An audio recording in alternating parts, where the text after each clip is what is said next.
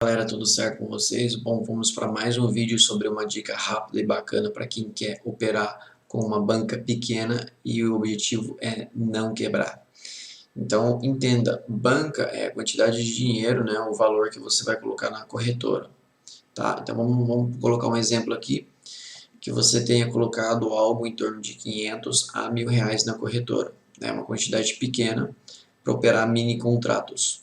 Seu objetivo é não quebrar, você não quer quebrar essa banca, né? Você quer aprender, quer evoluir este valor, beleza? Então, qual é a primeira dica que eu dou aqui para vocês? Opere com um mini contrato, tá? Vou apontar aqui para vocês. Por que um mini contrato e não mais? Aqui, ó, vou mostrar para vocês, ó. Quantidade, um mini contrato. Por quê?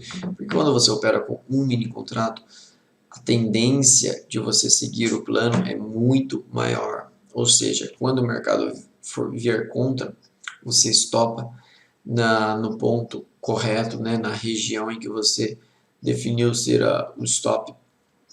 Você segura a operação quando ela estiver indo a favor, segura até o alvo. Quando você não opera com um mini contrato, você põe uma quantidade maior, né, vamos dizer 4, 5 mini contratos, a tendência é que você não stop, você não aceite prejuízo quando o mercado vier contra. E quando o mercado for a favor, você põe rápido o dinheiro no bolso. Você não espera chegar no alvo. Ou seja, a tendência é que você aceite um gain pequeno para um loss grande. E aí o que vai acontecer no médio e longo prazo? Você vai simplesmente quebrar a banca. Então a primeira dica é opere com um mini contrato. E para essa dica ficar bacana, vou pegar aqui para mostrar para vocês. Para quem não sabe, isso aqui é um super dom. Tá? Aqui é normalmente onde as pessoas enviam ordens para a bolsa, certo? Que você envia uma ordem de compra ou de venda. E aí aqui embaixo, ó, nessa região aqui, ó, tem a parte de estratégia. Tá? Como é que você pode usar isso a seu favor? Vamos dizer assim, ó, vamos lá, vamos montar aqui. Estamos operando, o contrato atual é o DOLX. Ó. Então vamos pôr aqui, DOLX, certo? Coloquei DOLX bonitinho. Depois, ó, vou apertar o botão aqui do Scroll Lock. Tem essa opção, Cross Order, tá? Que já está acionada. Ou seja, ele vai colocar uma barra aqui dizendo Cross Order DOLX, WDOX. Significa que você pode ver o mercado no dólar padrão e operar mini dólar. Tá? É uma ótima ideia, uma ótima opção, porque o dólar padrão ainda é o que manda, certo? Então, quando é importante você visualizar o mercado através do dólar padrão, e aí mesmo assim você, quando envia a ordem, vai para o mini dólar, certo? Então é uma dica muito bacana isso, usar o cross order. E aí tem essa opção aqui embaixo, ó, que é de estratégia. Tá? Vamos montar uma estratégia aqui, ó. Vamos dizer que vamos pagar esse aqui, está montado. Vamos criar o nome da estratégia de um contrato, tá? Contrato. Um ponto aqui. Um contrato. Então, vamos deixar aqui, vamos pôr uma quantidade de gain, lembrando que a gente tem opções aqui de TIC, de financeiro e percentual. Então, vamos manter em TIC, certo? Cada 2 tiques é 1 ponto no dólar, certo? Então, um tique representa meio ponto no dólar, beleza? Então, um tique, meio ponto, 2 tiques, 1 ponto. Então, vamos pôr uma quantidade de, vamos dizer que sim, o seu alvo seja de 10 pontos. Ou seja, se seu alvo é de 10 pontos, seriam 20 tiques, certo? Então, você coloca ali, ó, um alvo, 10 pontos, 20 ticks. Para um loss, vamos dizer que um loss de 5 pontos, ou seja, 10 ticks. Ok? Então, aqui ó, a gente já montou ó, uma estratégia padrão. Tá? Isso aqui Isso aqui depende muito da volatilidade do dia, tá? Depois eu vou falar sobre isso. Mas isso aqui é uma estratégia simples, na qual vamos supor que acabe a energia no seu bairro, vamos supor que aconteça algum imprevisto e você está posicionado. O que acontece? Se você não tiver montado essa estratégia aqui, você pode tomar um prejuízo até grande. Por quê? Porque não tem nenhuma ordem pré-definida de stop ou de gain. Agora, para a pessoa que já entra no mercado com esse editor de estratégia aqui, ele está seguro. Se cair a energia, tiver algum imprevisto e ele não tiver acesso naquele momento para poder clicar, o computador está desligado, né? Vai ser acionado um dos dois, ou loss ou gain, tá? Mas vai ser acionado em cima já do que ele previu, tá? Então essa é a grande diferença. E aqui nós temos o stop offset, que é o famoso stop de segurança, né? Caso o mercado fique muito volátil, pule o seu stop, você utiliza, tem a opção do stop offset. Beleza? Então temos aqui a estratégia montada. Vamos salvar ela aqui. Ou seja, quando eu entrar no mercado, vamos dizer que eu clique aqui no 5.707, ele já vai colocar uma ordem lá em cima no 5.717, ou seja, 10 pontos acima, que seria o meu alvo, e uma ordem abaixo, no 6.5.4.3.2, uma ordem abaixo aqui no 2, que é o stop de 5 pontos. Tá? Ele já coloca mais duas ordens, tanto de gain quanto de loss. E isso é muito bom, porque às vezes pode acontecer de você entrar e o mercado já dá aquela oscilada gigante. Vamos dizer que se você não... vamos dizer que tem uma notícia para sair, você não viu, e aí você vai lá e clica, e o mercado começa, né, a pipocar, a agitar. Ele vai pegar uma das duas ordens, provavelmente, ou loss ou gain. Então, evita de você tomar um prejuízo muito grande, certo? Então, agora a gente tem que conversar sobre gerenciamento de risco, beleza, galera? Vou colocar aqui na tela, um pouquinho maior. Por que gerenciamento de risco? Tá. Vamos pôr aqui. Porque, vou fechar aqui, porque gerenciamento de risco é a sua prioridade no momento. Se o seu foco é utilizar uma banca pequena, né, de 500 a R$ 1.000 e não quebrar ela, seu foco deve estar no gerenciamento de risco. Tá? Se você seguir a linha disciplinado, manter todas as regras certinho, a chance de você quebrar é pequena. Existe, claro, sempre existe, né? A gente trabalha com probabilidades, mas é muito pequena. Então vamos lá. Primeira coisa, a meta. A meta do dia, ela depende da volatilidade, tá? Do mercado. Também não dá para você, eu não acho correto engessar essas coisas. Por exemplo, vou pôr uma meta de 10 pontos. Minha meta é de 20 pontos. Você não sai do mercado enquanto não fazer esses 20 pontos. Isso é muito nocivo, isso é perigoso, porque vamos dizer assim que o mercado, vamos supor que hoje o mercado seja mais parado, mais calmo, mais tranquilo. Então aí às vezes você consegue ali, sofrido, suando, 15 pontos. Só que sua meta é de 20. E aí você vai correr atrás desses 5 pontos. Aí ele toma um stop, toma 2, toma 3, toma 4 stops e devolve todos esses 15 pontos, fecha o dia no prejuízo gigante. Por quê? Porque não teve essa sensibilidade, tá? Esse feeling de perceber, pô, o dia tá difícil, tá um dia mais calmo, um dia menos movimentado. Então tá bom, eu vou aceitar esses 15 pontos aqui, né? Que é bastante coisa. E amanhã eu busco mais. Então é importante você ter esse feeling, tá? Essa noção de como está a volatilidade no mercado.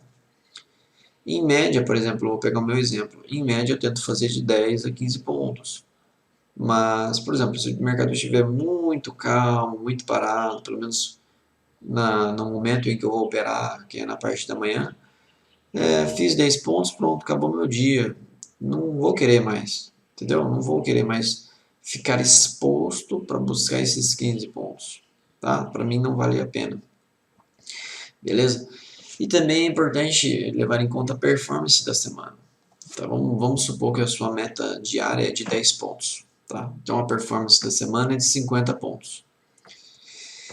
Vamos supor que você já tenha batido a performance da semana vamos dizer, na quarta-feira. Na quarta até de segunda até quarta-feira você já fez os seus 50 pontos.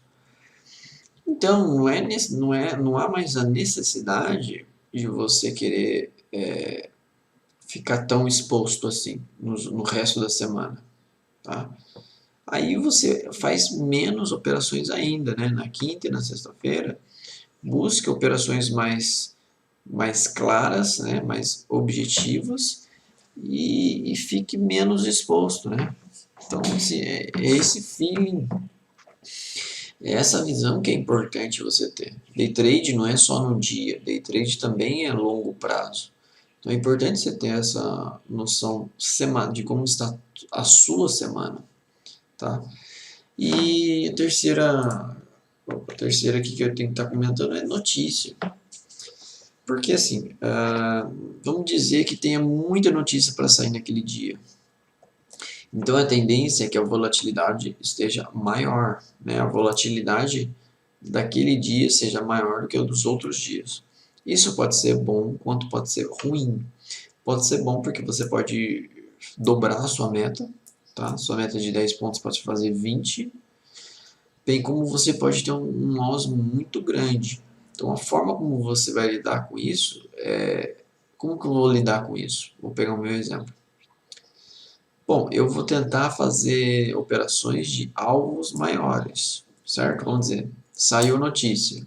Bom, eu vou lá e entro numa operação, essa operação vai muito bem a meu favor.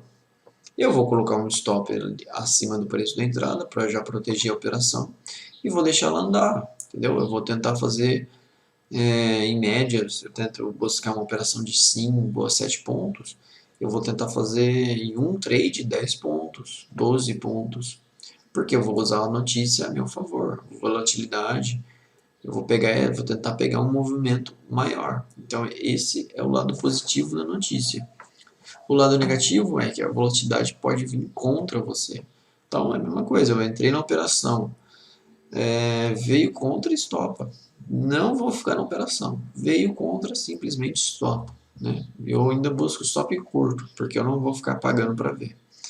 Beleza? Então, espero que vocês tenham entendido essa parte da meta. Né?